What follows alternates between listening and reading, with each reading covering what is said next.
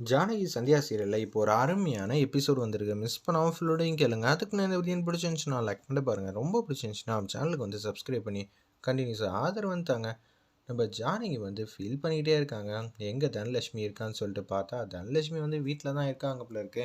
அந்த நேரம்னு பார்த்து புவனேஸ்வரி வந்து கண்ணா அப்பலான்னு கத்துறாங்க. அது எல்லாம் ஆஃப் ஆகுற மாதிரி சுச்சுவேஷன் வந்து அமைதியாயிடுச்சு. சாரி ரகுராம், நாங்கள் வந்து கோவப்பட்டு பேசுனதெல்லாம் தப்பு தான் அப்படின்னு சொல்லி மன்னிப்பு கேட்குறாங்க. அந்த இடத்துல எப்போ பார்த்தாலும் நம்ம குடும்பம் ஒத்துமையாக இருக்கணும் தான் நான் நினைக்கிறேன். ஆனால் இன்னொரு வாட்டி இது மாதிரிலாம் பண்ணாதீங்க. உங்கள் வீட்டுக்கு வாழ வர வேண்டிய பொண்ணு முதல்ல நீங்கள் தான் நம்பிக்கையோடு வச்சுக்கணும். நீங்கள் நிச்சயம் தானே அது மாதிரிலாம் பண்ணியிருக்க மாட்டா. நீங்கள் தான் நம்பிக்கையோடு இருக்கணும். ஆனால் நீங்களே வந்து சந்தேகப்படுற மாதிரி இருக்கிறத நினச்சா எனக்கு வேதனையாக தான் இருக்குது. சாரி ரகுராம், நான் வேணால் மன்னிப்பு கேட்குறேன்னு சொல்லிட்டு புவனேஸ்வரியோட அண்ணன் புவனேஸ்வரி ஒத்துமொத்த குடும்பமும் மன்னிப்பு வந்து கேட்குறாங்க.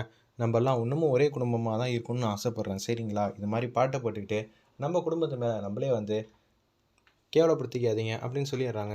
உடனே வந்து தனா வந்து ரெடி பண்ணுற வேலையெல்லாம் பார்த்துட்றாங்க. அந்த இடத்துல தனா இருக்கட்டும், மாப்பிள்ளை எங்கே, மாப்பிள்ளையை கண்ணிலே காட்ட மாட்டேங்கிறீங்க போல இருக்குது, ஒருவேளை மாப்பிள்ளை வந்து வெக்கப்படுறாரோ அப்படின்னு சொல்லி நம்ம மணிவண்ணன் வந்து செம்மையாக வந்து கலாச்சிட்டு இருக்காங்க.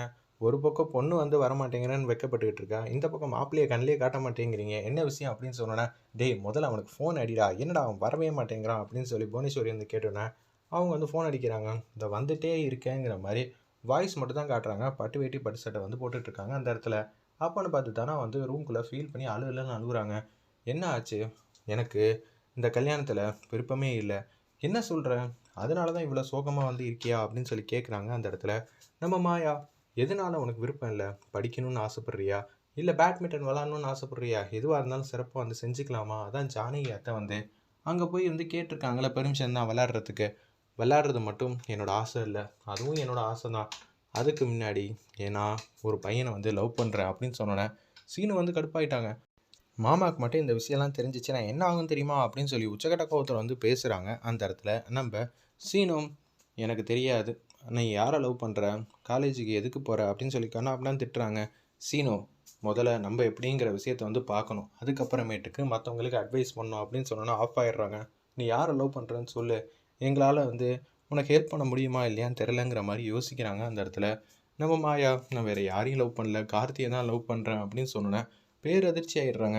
ஏய், அவர் உனக்கு கோச்சு, நீ என்ன அவரை லவ் பண்ணுற, முதல்ல இந்த விஷயம் அவருக்கு தெரிஞ்சா என்ன ஆகும் தெரியுமா?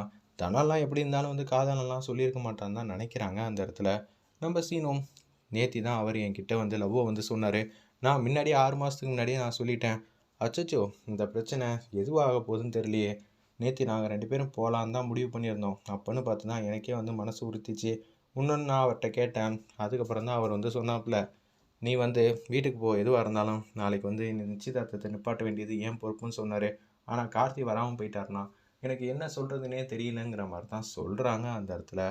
நம்ம தனா வந்து சொல்லி ஃபீல் பண்ணிக்கிட்டு இருக்காங்க. பொண்ணை கூப்பிட்றாங்க, எதுவாக இருந்தாலும் இப்போதைக்கே நம்ம எந்த முடிவும் எடுக்க முடியாது, நீ போய் வந்து சபையில் உட்காரணுன்னே சபையில் வந்து உட்காடுறாங்க அந்த இடத்துல. என்ன, இந்த வீட்டில் எப்படி வந்து இருக்க போகிறோன்னு நினச்சியா? அப்படியெல்லாம் இல்லைம்மா, தப்பெல்லாம் எங்கள் மேலே தான், முதல்ல நாங்கள் பொண்ணுக்கிட்ட மன்னிப்பு கேட்குறோன்னு சொல்லிட்டு அந்த இடத்துல வந்து புவனேஸ்வரியோட ஃபேமிலி எல்லோரும் வந்து நம்ம தனத்துக்கிட்ட வந்து மன்னிப்பு கேட்குறாங்க. மன்னிப்புலாம் கேட்க வேண்டிய அவசியம் இல்லை, பார்த்து கவனமாக இருந்துக்கங்கன்னு மட்டும் ரகுராம் வந்து சொல்லிகிட்டு இருக்காங்க அந்த இடத்துல.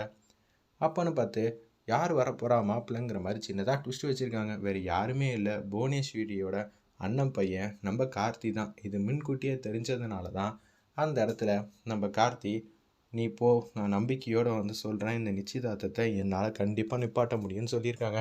மாசா வந்து பட்டு வேட்டி பட்டு சட்டையில் வந்து என்ட்ரி வந்து கொடுக்குறாங்க. இந்த பையனா அப்படின்னு சொல்லி நம்ம ரகுராம் வந்து அதிர்ச்சியாகிறாங்க. இவருக்கு எப்படா பொண்ணு தர முடியும்? ஒரு பக்கம் நம்ம தனா வந்து அவங்கள பார்க்காததுக்கு முன்னாடி வரைக்கும் ஃபீல் பண்ணி அழுதுகிட்டு இருந்தாங்க. கார்த்தி தான் மாப்பிள்ளைன்னு தெரிஞ்சோன்னா சந்தோஷமாக வந்து தலையாட்டுறாங்க அந்த இடத்துல நம்ம